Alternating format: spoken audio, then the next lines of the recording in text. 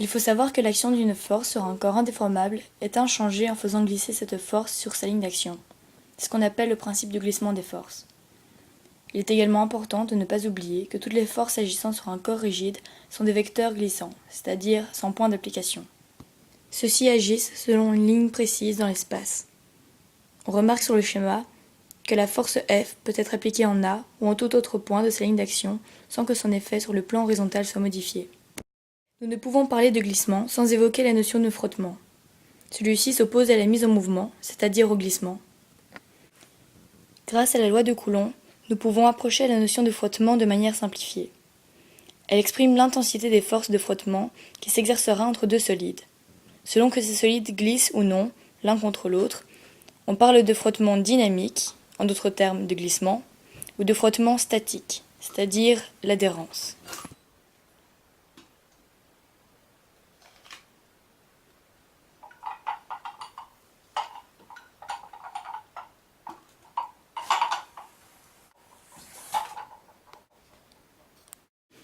On parle de frottement statique lorsqu'il n'y a pas de glissement.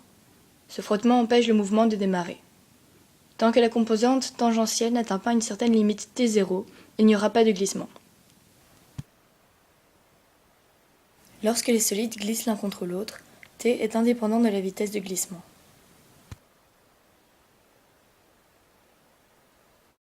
La force pour entretenir le glissement est généralement inférieure à la force limite d'adhérence.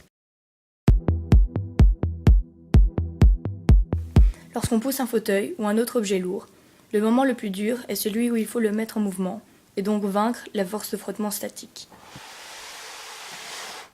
Lorsqu'on déplace une chaise en la faisant traîner sur le sol, on entend un broutement. Au niveau du contact, on passe alternativement d'une phase d'adhérence à une phase de glissement. On construit des bâtiments pour qu'ils résistent aux forces des vents violents. Ces mêmes renforcements vont aider en cas de tremblement de terre qui sont, il faut le dire, dus aux glissements horizontaux des plaques tectoniques.